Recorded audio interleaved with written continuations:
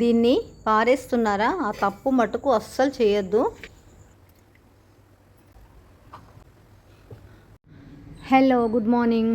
బాగున్నారా? మీరందరూ బాగుండాలి, అందులో నేను ఉండాలి. నెయ్యి కాగబెట్టి వడబోసిన తర్వాత వచ్చిన ఈ పన్నీర్ లాంటి పదార్థాన్ని పారేస్తున్నారా?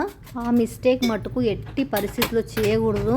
మాకైతే చిన్నగా ఉన్నప్పుడు దీంట్లో బెల్లం కలిపి ఇట్లా ముద్దల్లాగా కట్టించేవాళ్ళు, చాలా బాగుండేది. దానికోసం అయితే అందరం కొట్లాడుకునే వాళ్ళము పిల్లలము. ఇప్పటి పిల్లలు అట్లా వేసిస్తే మటుకు ఎవరు తినరు. కాబట్టి అది వేస్ట్ కాకుండా ఈ విధంగా నెయ్యి తీసుకొని వడవయ్యగా వచ్చిన పన్నీర్ను ఏ స్వీట్లో అయినా వేసుకోవచ్చు, లేదా పన్నీర్ భుజియా చేసుకోవచ్చు, కోవాలా కూడా వాడుకోవచ్చు. నేను తీసుకునే హాఫ్ లీటరు క్రీమ్ మిల్క్ కు 26-27 రోజులకు ఈ గిన్నె నిండా వెన్న వస్తుంది. ఈ గిన్నె నిండింది కాబట్టి ఇప్పుడు దీన్ని కాగబెట్టి నెయ్యి చేద్దామని తీసి గిన్నెలో వేస్తున్నా. స్టవ్ వెలిగించి వెన్న ఉన్న గిన్నెను స్టవ్ పైన పెట్టి ఒక్క 2 నిమిషాలు హై ఫ్లేమ్ పెట్టి మిగతా అంతా లో ఫ్లేమ్ లో నిదానంగా ఉన్న వెన్ననంతా కరగనివ్వాలి.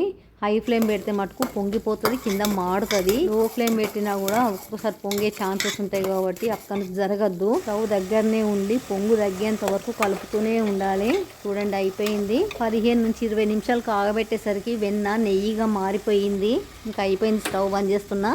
మంచి స్మెల్ ఇల్లంతా నిండిపోయింది, ఘుమఘుమలాడుతుంది.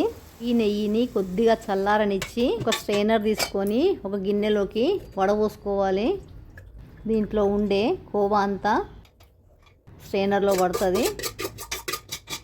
నెయ్యిని వడబోయకుండా అట్లనే ఉంచి మొత్తం నెయ్యి అయ్యేంత వరకు కాగబెడితే కూడా నెయ్యి అవుతుంది. కానీ ఈ కోవా లాంటి పన్నీర్ లాంటి పదార్థం అంతా మాడిపోతుంది. చూడండి, 25-26 రోజులకు మంచి స్వచ్ఛమైన హోమ్ మేడ్ 1.5 కిలో నెయ్యి వెళ్ళింది. నెయ్యి వడబోసిన తర్వాత మిగిలిన కోవాను ఒక గిన్నెలో వేసుకొని ఒక హాఫ్ గ్లాస్ వాటర్ పోసుకొని 1 నిమిషం వేడి చేసి ఒక గిన్నెలో వడబోసుకొని నెయ్యి తీసేసిన తర్వాత ఈ పన్నీర్ను కూడా ఏం పారేయద్దు. మనము స్వీట్లో అయినా వేసుకోవచ్చు, లేకుంటే కూరలలో పన్నీర్లా కూడా యూజ్ చేసుకోవచ్చు.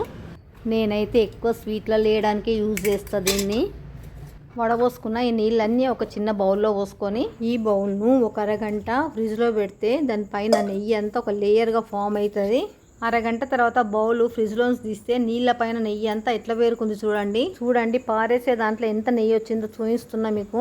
నెయ్యి కింద ఉన్న వాటర్ అన్ని వంపేస్తే మిగిలిందంతా నెయ్యి. కూరల్లో వేసుకోవచ్చు, దేంట్లో అయినా వేసుకోవచ్చు. చూడండి ఎంత దొడ్డు లేయర్ వచ్చింది. ఇట్లా చేయడానికన్నా ముందే పారేస్తే ఇంత నెయ్యి వేస్ట్ అవుతుంది. ఆ పన్నీర్ లాగా కోవా లాగా వచ్చిన మిశ్రమం కూడా వేస్ట్ అయిపోతుంది. ఈ నీళ్ళను కూడా చపాతీ పిండిలో కానీ కూరల్లో దేంట్లో అయినా వేసుకోవచ్చు. కాబట్టి ఇక నుంచి ఇదంతా వేస్ట్ చేయకండి. వీడియో కనుక నచ్చితే లైక్ చేసి, షేర్ చేసి, సబ్స్క్రైబ్ చేసి, బెల్ కొట్టి ఆల్ ఆప్షన్ పైన క్లిక్ చేయండి. వీడియో మొత్తం చూసినందుకు థ్యాంక్ యూ వెరీ మచ్. మళ్ళీ నెక్స్ట్ వీడియోలో వెళ్దాము. Okay, bye.